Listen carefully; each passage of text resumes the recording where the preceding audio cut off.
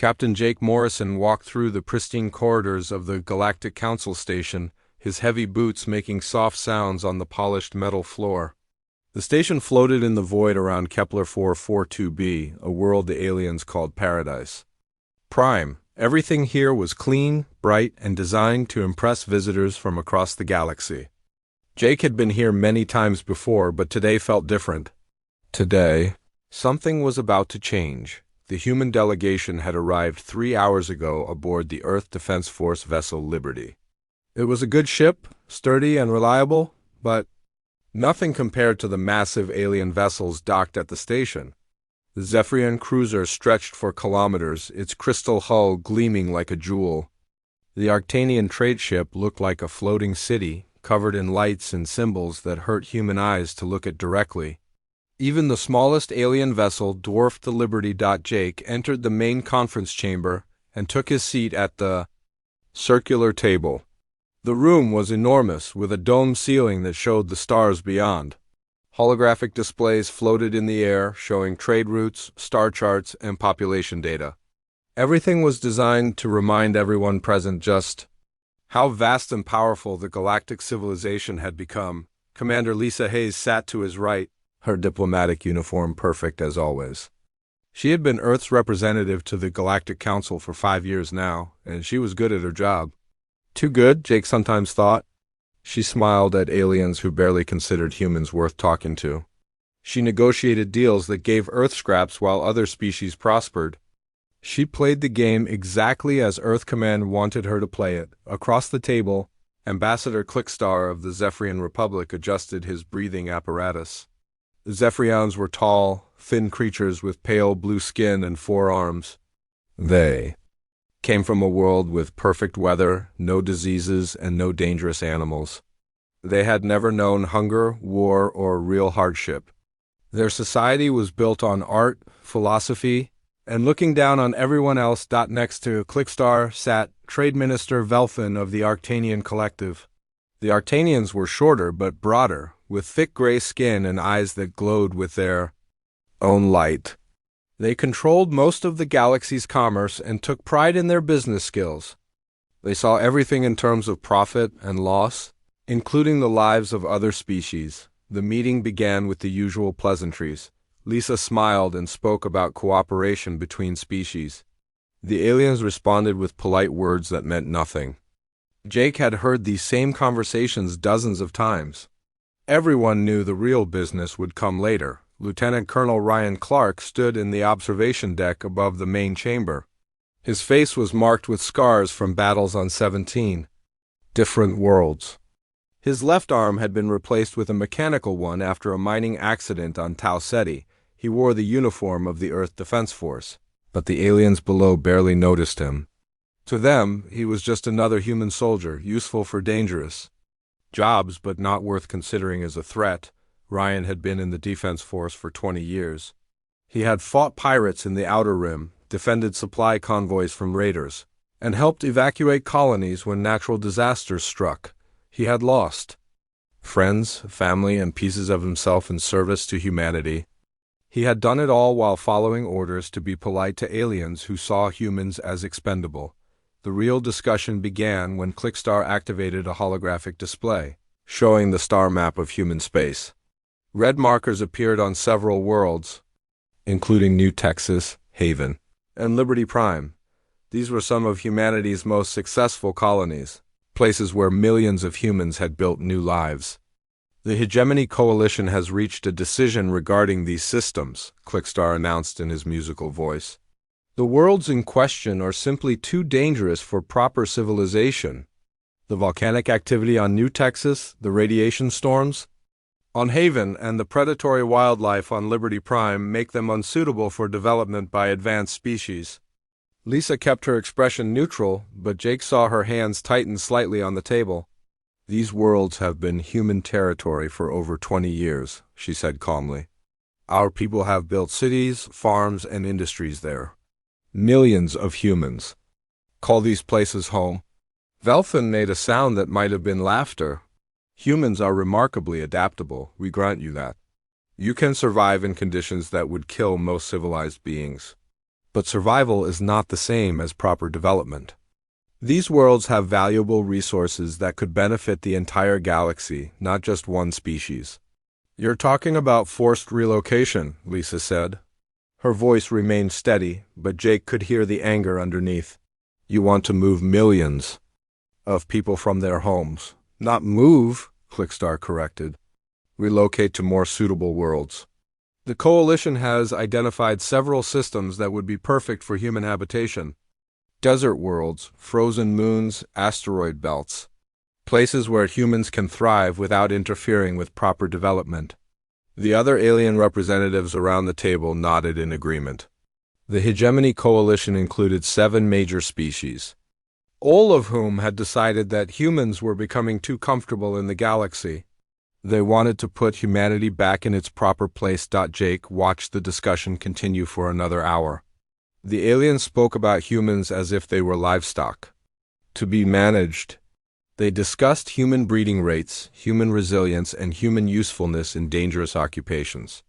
They laughed about how quickly humans died in hazardous jobs. Noting that the species reproduced fast enough to replace losses, Ryan listened from above, his mechanical hand slowly clenching into a fist. He remembered his brother Danny, who had died defending a Coalition supply convoy from raiders. Danny had thrown himself into the path of enemy fire to save an Arctanian transport full of luxury goods. The aliens had never even acknowledged his sacrifice. The humans are useful, Velthin was saying. They work in conditions that would kill proper beings. They fight in wars that civilized species prefer to avoid. They explore dangerous regions of space that others fear to enter. But they must. Remember their place. And what place is that? Lisa asked. As servants to proper civilization, Clickstar replied. Humans are Deathworld savages who stumbled into space travel. You are strong, numerous, and expendable. These are valuable qualities, but they do not make you equals to species who have built true civilizations. The room fell silent for a moment. Jake felt something cold settle in his chest. He had spent his entire career following orders to be diplomatic, to show restraint, to prove that humans could be trusted partners in galactic society. He had watched his people die for aliens who saw them as tools. Lisa took a breath and gave her response. We understand your position completely. Her voice was perfectly calm, perfectly controlled. She smiled at the aliens around the table, as if they had just discussed the weather, but Jake saw her hand move slightly, activating a communication device hidden in her sleeve. The message was brief and coded, but Jake knew what it meant. After 30 years of playing by alien rules, humanity was about to stop pretending. Ryan Clark turned away from the observation deck, his scarred face showing no emotion. He had work to do. Messages to send, preparations to make, and orders to give. The aliens thought they understood humans. They thought they knew what humanity was capable of. They were about to learn how wrong they were. The meeting continued for another 2 hours, with the aliens making their demands and Lisa responding with diplomatic language. But something had changed in the room. The humans were no longer the same people who had entered the chamber that morning. When the session finally ended, Jake Morrison walked back to the Liberty with steady steps. Behind him, the aliens continued their celebrations, confident that they had put the humans back in their proper place. They had no idea that they had just made the greatest mistake in galactic history. The age of human restraint was over. 3 weeks after the meeting at the Galactic Council Station, the Coalition fleet emerged from hyperspace at the edge of the New Texas system.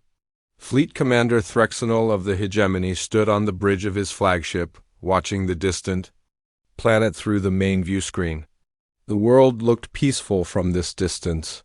A blue and brown marble floating in the void. Threx single quotes nil was confident in his mission. The Coalition had assembled 200 ships for this operation, more than enough to handle any resistance the humans might offer. His own vessel, the Eternal Glory, was a massive dreadnought that could crack a moon in half. The fleet included cruisers from 7 different species, each one larger and more advanced than anything in the human arsenal. The humans had been given their ultimatum 3 weeks ago. They were to evacuate New Texas within 30 days and relocate to the worlds the Coalition had chosen for them. Desert planets, frozen moons, and asteroid mining stations where humans could be useful without interfering with proper civilization. Most species would have accepted the terms immediately. The humans had not even responded. Admiral Susan Carter sat in the command center of the Sol Defense Fleet. Deep inside the Cheyenne Mountain complex on Earth, banks of screens showed the Coalition fleet moving into formation around New Texas. She had been waiting for this moment for 30 years. Ever since humanity first made contact with the galactic community, Susan had spent her entire career following the diplomatic protocols. These were the rules that governed human behavior in space, designed to make sure that humanity never appeared too threatening to other species. Human ships were built to look weaker than they really were. Human weapons were designed to disable rather than destroy. Human tactics were limited to defensive operations only. The protocols existed for good reason. When humanity first reached the stars, they had found a galaxy full of species who had never known real war.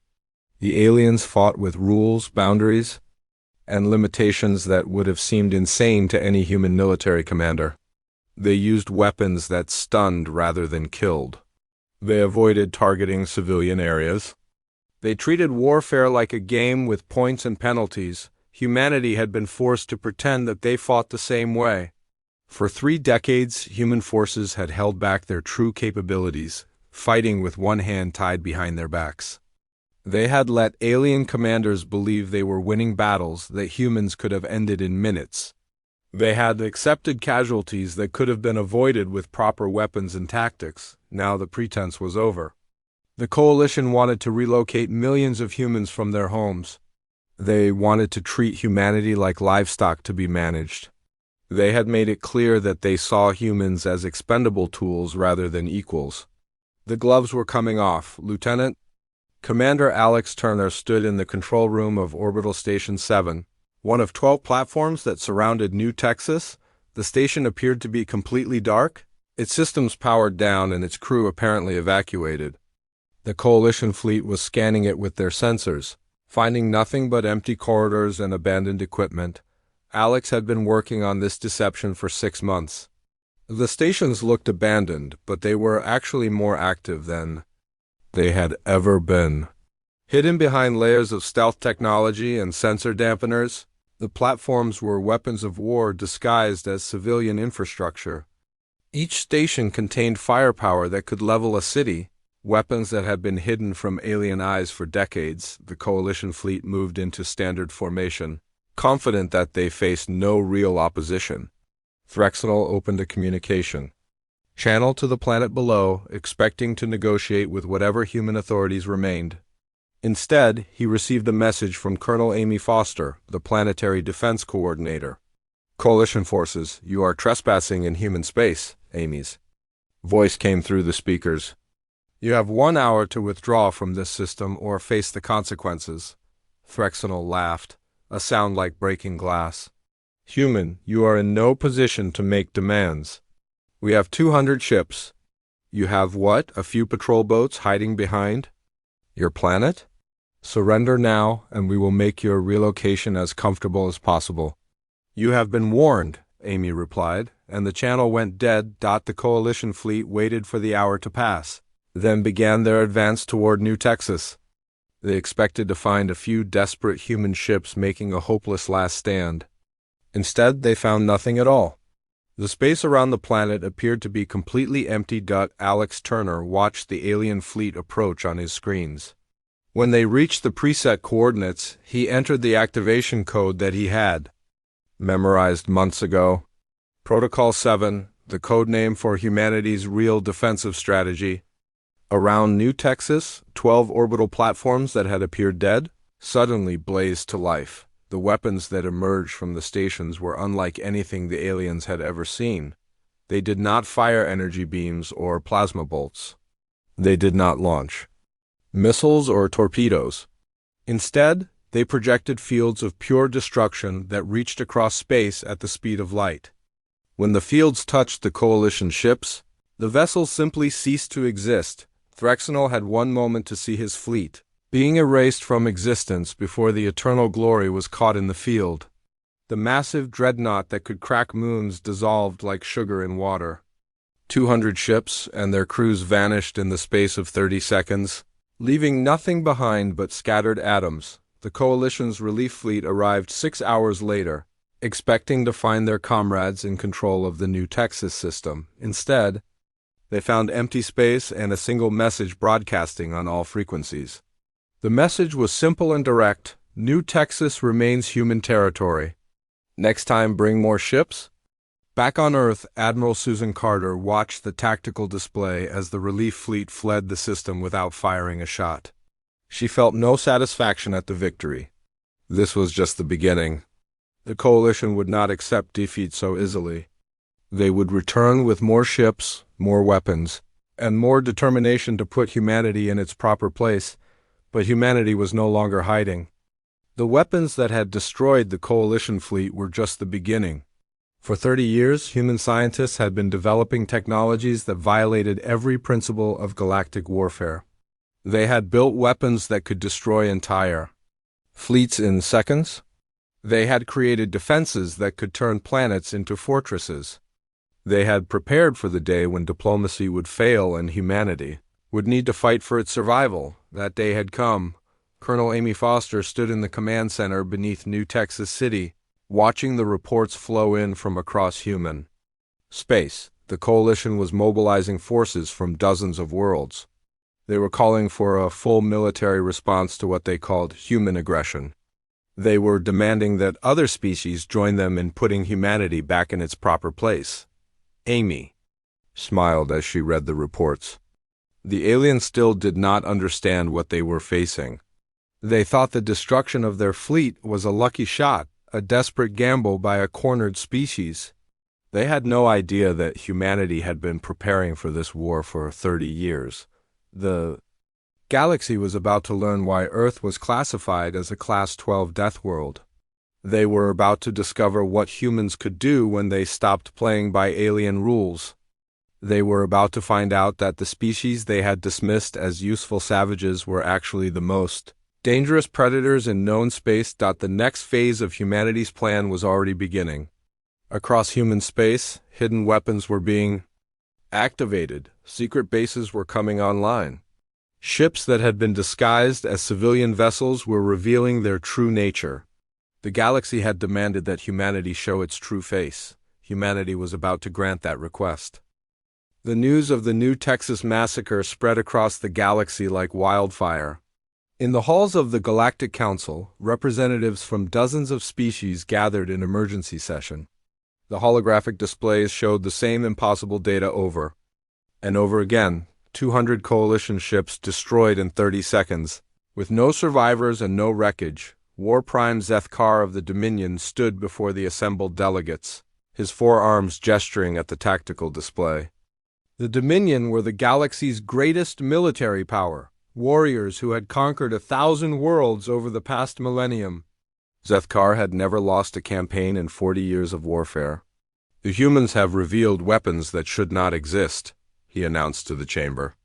Our scientists say these destruction fields violate the fundamental laws of physics. No species should be able to simply erase matter from existence. Ambassador Clickstar of the Zephyrian Republic shifted nervously in his seat. The elegant alien had been present at the meeting where the Coalition had decided to relocate human colonies. He had laughed at the idea that humans could pose any real threat to galactic civilization. Perhaps the humans have allies we do not know about, Clickstar suggested. Some unknown species providing them with advanced technology.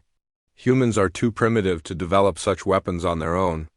Trade Minister Velfin of the Arctanian Collective accessed his personal database, reviewing everything the galaxy knew about human capabilities. The data showed a species that had barely mastered space travel, using crude chemical rockets and simple fusion reactors. Their weapons were primitive projectile systems that fired metal slugs. Their ships were slow, ugly, and built like flying bricks. The humans must have been hiding their true capabilities, Velfin said. For 30 years, they have been pretending to be weaker than they really are, but why would they do such a thing? A question hung in the air like a poisonous cloud. If humans had been hiding their strength for 3 decades, what else were they hiding? How much of what the galaxy knew about humanity was actually true? Zethkar slammed his primary fist on the podium. It does not matter why they hid their strength. What matters is that they have revealed it now. The humans have declared war on the natural order of the galaxy. They must be stopped before they can spread their chaos further. Within hours, the Pacification Alliance was formed. 7 major species pledged their fleets to the cause of putting humanity back in its proper place. The combined force would be the largest military operation in galactic history. Over 3,000 ships, carrying weapons that could sterilize entire star systems. General Kevin Brooks stood in the war room beneath the Pentagon, watching the alien fleet gather at the edge of human space. The display showed vessels from across the galaxy, all united in their desire to destroy humanity.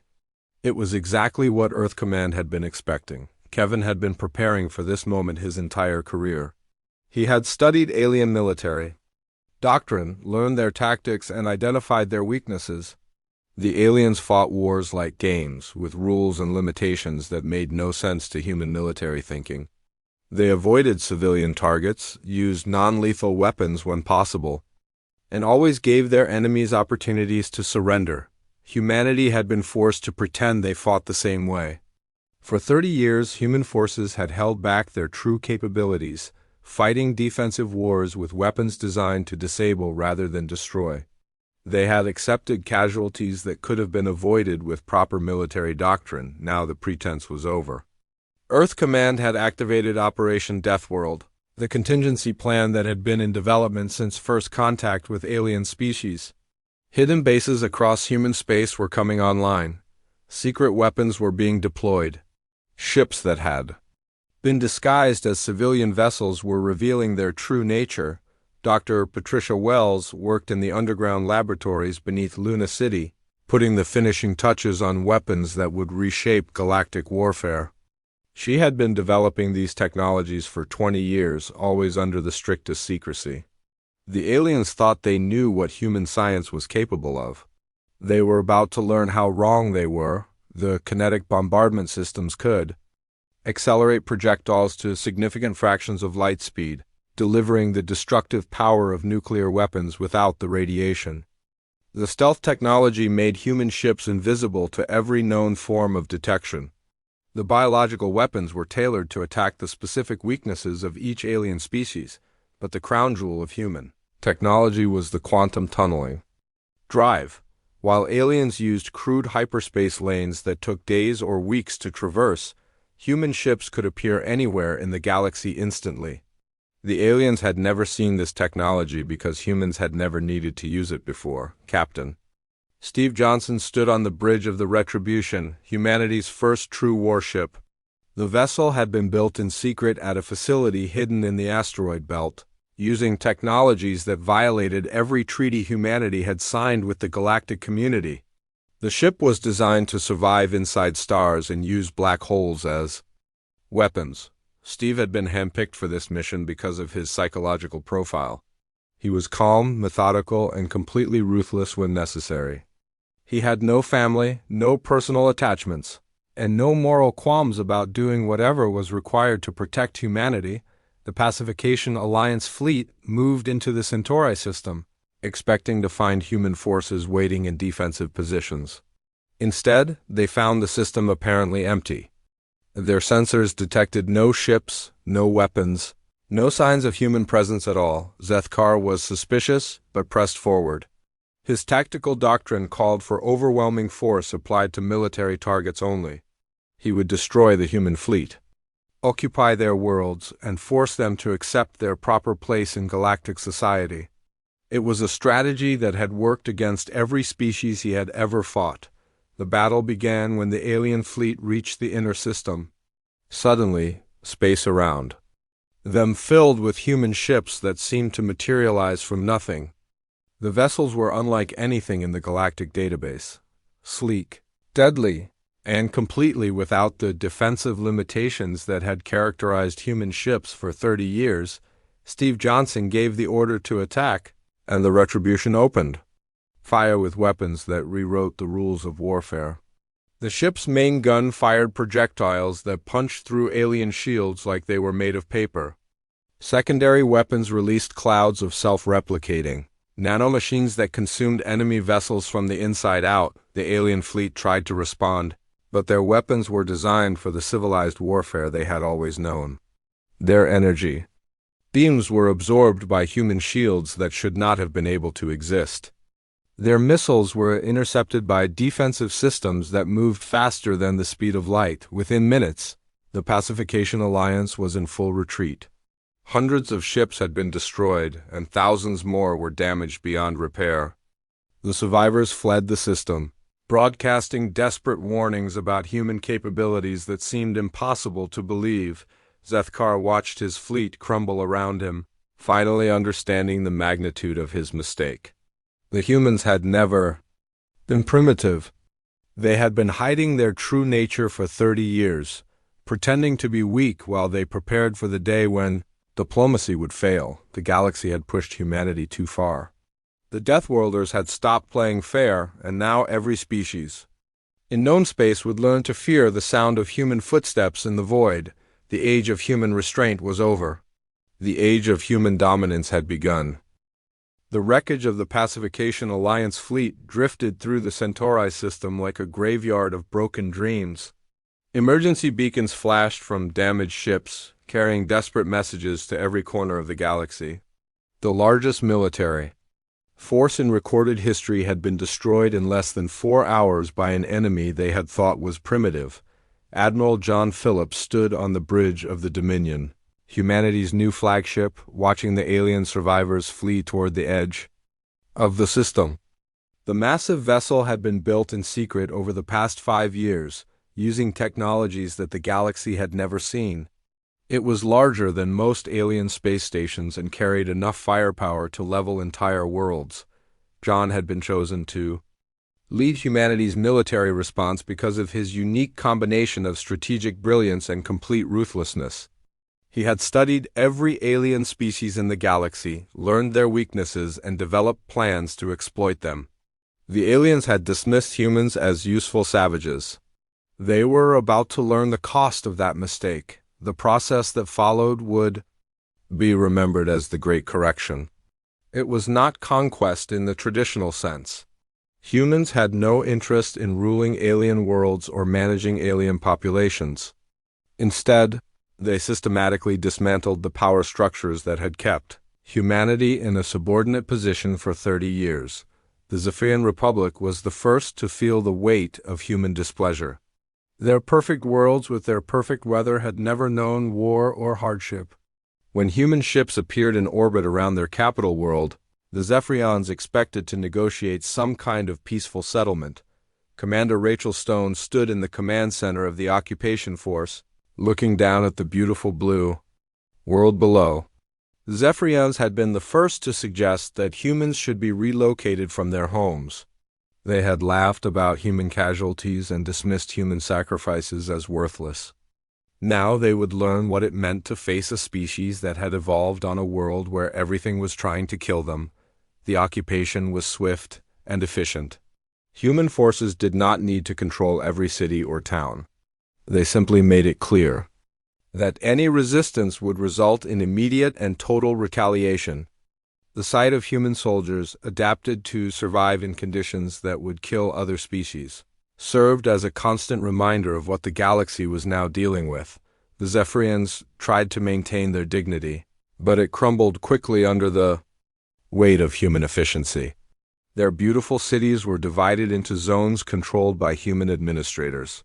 Their perfect weather was disrupted by human atmospheric processors. Their peaceful way of life was replaced by the harsh reality of military occupation. The Arctanian collective faced a different kind of correction. They had profited from human labor for decades, using human workers in dangerous conditions while keeping the valuable contracts for themselves. Their trade routes connected every corner of the galaxy, making them wealthy beyond measure. Human forces did not attack Arctanian worlds directly. Instead, they simply severed every trade route the collective controlled. Human ships appeared at strategic points throughout the galaxy, creating checkpoints that no alien vessel could pass. The Arctanians found themselves cut off from the commerce that had made them powerful. Within weeks, the collective's economy collapsed. Their currency became worthless. Their trade agreements were cancelled. Their merchant fleets sat idle in spaceports, unable to find cargo or customers. The species that had seen everything in terms of profit and loss suddenly found themselves with nothing to sell. The Dominion, led by War Prime Zethkar, tried to mount a resistance. They were warriors who had conquered 1,000 worlds, and they refused to accept defeat at the hands of a species they considered inferior. They gathered the remnants of their fleet and launched desperate attacks against human positions. The results were predictable. Human forces had spent 30 years studying Dominion tactics, learning their weaknesses, and preparing countermeasures. Every attack was anticipated, every strategy was countered, and every warrior was defeated. The Dominion's 1,000-year reign of terror ended in a matter of months. The hegemony emperor, desperate to save his species from total destruction, sent a message to Earth Command offering complete surrender. The transmission was broadcast across the galaxy, showing the most powerful ruler in known space begging for mercy from the humans he had tried to destroy. Commander Lisa Hayes, now speaking from a position of absolute strength, delivered humanity's response. She stood in the same chamber where she had once been forced to smile at aliens who saw her species as expendable. Now those same aliens hung on her every word, terrified of what she might say. "We are not interested in your surrender," Lisa announced, her voice carrying to every world in the galaxy. "Surrender implies that you have something we want. You do not. We are interested in your compliance. You will follow human directives without question. You will accept human authority without protest. You will remember that you exist at our sufferance." The message was clear and terrifying. Humanity did not want to rule the galaxy in the traditional sense. They wanted to remake it according to their own vision. They wanted to create a new order where humans were not just the dominant species, but the only species that mattered. The psychological impact on alien populations was devastating. Entire civilizations developed what human scientists called Deathworld syndrome, a collective trauma response to the realization that they shared the galaxy with apex predators. Suicide rates soared among species that had never known real fear. Birth rates plummeted as parents refused to bring children into a world dominated by humans. The Galactic Council, once a forum for restricting human expansion, became a venue for species to beg for mercy. The beautiful station that had once symbolized alien superiority now orbited Earth, a constant reminder of who held real power. The council chambers where aliens had once laughed at human representatives now echoed with desperate pleas for forgiveness. John Phillips reviewed the reports from across human space, watching as the galaxy adapted to its new reality. The transformation was proceeding exactly as planned. Species that had once mocked humanity now competed desperately for human approval. Former enemies now served as administrators in a system designed by and for human benefit. The process was not without its costs. Many human officers struggled with the transition from defensive operations to total dominance. They had been trained to protect humanity, not to rule over other species. But the alternative was to return to the old system where humans were treated as expendable tools. The galaxy had made its choice when it decided to relocate human colonies. It had chosen to see humanity as a resource to be managed rather than a species to be respected. Now, it would live with the consequences of that choice. The new order was harsh but efficient. Trade flowed according to human priorities. Resources were allocated based on human needs. Scientific research focused on human interests. The galaxy had become a machine designed to serve humanity, operated by aliens who had learned to be grateful for the privilege. The transformation was complete. The species that had once dismissed humans as Deathworld savages now understood the truth. Humans were not savage. They were simply honest about what they were willing to do to survive and prosper. The age of alien dominance was over. The age of human supremacy had begun. 10 years had passed since the day humanity stopped playing fair. The galaxy had learned to live with the new reality, though the fear never truly faded. On worlds across known space, alien children learned human history in their schools, studying the time before the Great Correction. As a cautionary tale about the dangers of mistaking restraint for weakness. Captain Tony Miller patrolled the outer rim systems aboard the Vigilance, one of hundreds of human vessels that maintained order throughout the galaxy. The ship was sleek and deadly, built with technologies that still seemed impossible to alien scientists. Its mere presence in a system was enough to prevent most problems. Before they could start, Tony had been born after the Great Correction. Part of the first generation to grow up in a galaxy where humanity ruled without question. He had never known a time when humans were treated as second-class citizens or expendable tools. To him, the current order was natural and right. Other species existed to serve humanity, and humans existed to maintain order in the universe. The Vigilance received a distress signal from the mining colony on Kepler 438b. The message was brief and urgent. Labor disputes had broken out between human supervisors and alien workers. Production had stopped, and the situation was escalating toward violence. Tony set course for the system, knowing that his arrival would end the dispute quickly. The sight of a human warship was usually enough to restore order among alien populations. They had learned through bitter experience that challenging human authority led to consequences that were swift and severe. Dr. Nancy Clark worked in her office at the Galactic Psychology Institute, a facility that had been established to study the long-term effects of human dominance on alien populations. She had spent the past decade documenting how entire civilizations had been reshaped by the revelation of human capabilities. Her research showed that most alien species had developed what she called Deathworld syndrome within the first year after the Great Correction. The symptoms included chronic anxiety, depression, and an overwhelming sense of helplessness. Birth rates had plummeted across the galaxy as parents refused to bring children into a world dominated by apex predators. Some species had adapted better than others. The Zephyrians had embraced their new role as servants to humanity, finding purpose in serving their betters. The Arctanians had channeled their commercial instincts into managing human trade networks. The Dominion had become enforcers of human law, using their warrior culture to maintain order among other species, but the psychological scars remained. Even the most cooperative aliens never forgot that they existed at human sufferance.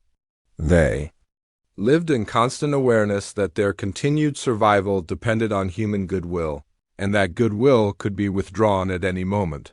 Fleet Admiral Gary Turner stood in the command center of the Dominion, reviewing reports from across human space. The massive flagship orbited Earth, serving as the nerve center for humanity's galactic empire. Every decision that affected the lives of trillions of beings flowed through this facility. Gary had been present at the first meeting where aliens had laughed at human representatives. He had watched as they dismissed human sacrifices as worthless and treated human colonies as resources to be managed. He had seen the moment when humanity decided to stop pretending to be weak. Now he oversaw a galaxy that had been completely transformed. Trade flowed according to human priorities.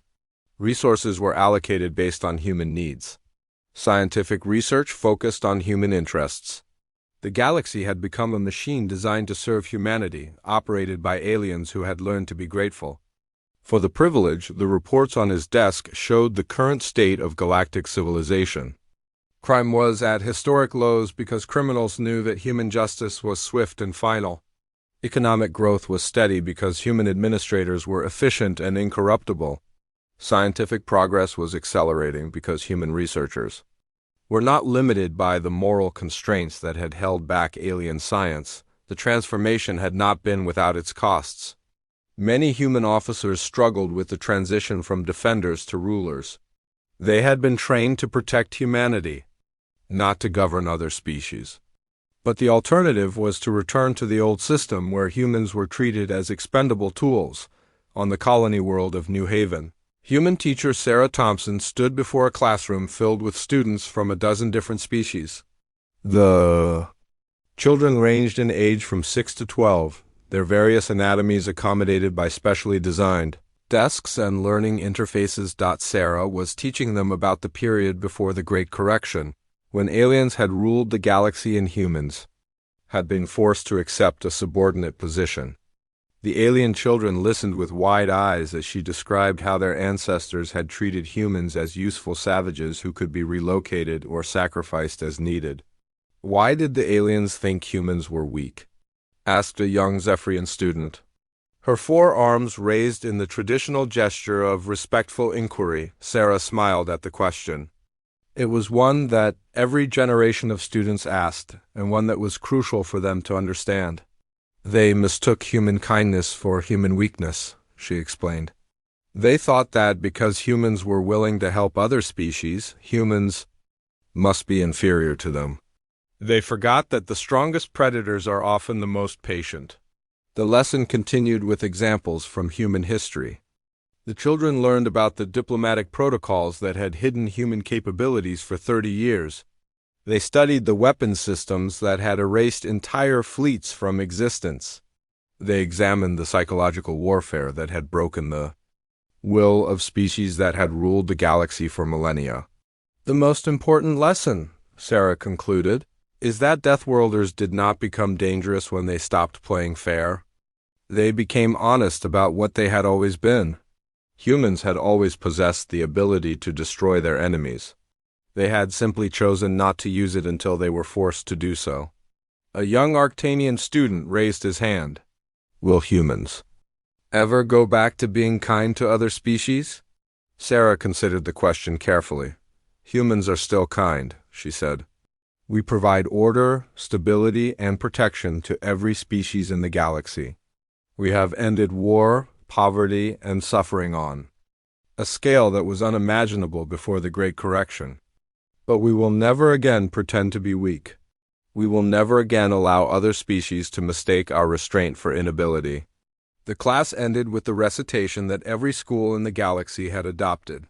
The children stood and spoke the words that their parents had learned to say with genuine gratitude. "We thank humanity for bringing order to the galaxy. We thank humanity for protecting us from chaos. We thank humanity for showing us our proper place in the universe." As the students filed out of the classroom, Sarah reflected on how completely the galaxy had changed. The transformation that had begun with a single diplomatic meeting had reshaped the fundamental nature of galactic civilization. Humanity had not conquered the galaxy through traditional means. They had simply revealed their true nature and allowed the implications to sink in. The age of human dominance was not built on oppression or cruelty. It was built on the simple recognition that some species were naturally superior to others. Humans had evolved on a world where everything was trying to kill them. They had developed technologies, tactics, and psychological traits that made them the ultimate apex predators. The other species had learned to accept this reality. They had adapted to their new roles as servants, administrators, and subjects in a galaxy designed for human benefit. They had discovered that life under human rule was actually better than the chaos and conflict that had characterized the old system. The galaxy was peaceful, prosperous, and stable. Every species had found its proper place in the new order, and at the center of it all, humanity stood as the undisputed masters of known space, no longer hiding their true nature behind diplomatic smiles and polite restraint. The day Deathworlders stopped playing fair had become the day the galaxy learned to fear and respect the sound of human footsteps in the void.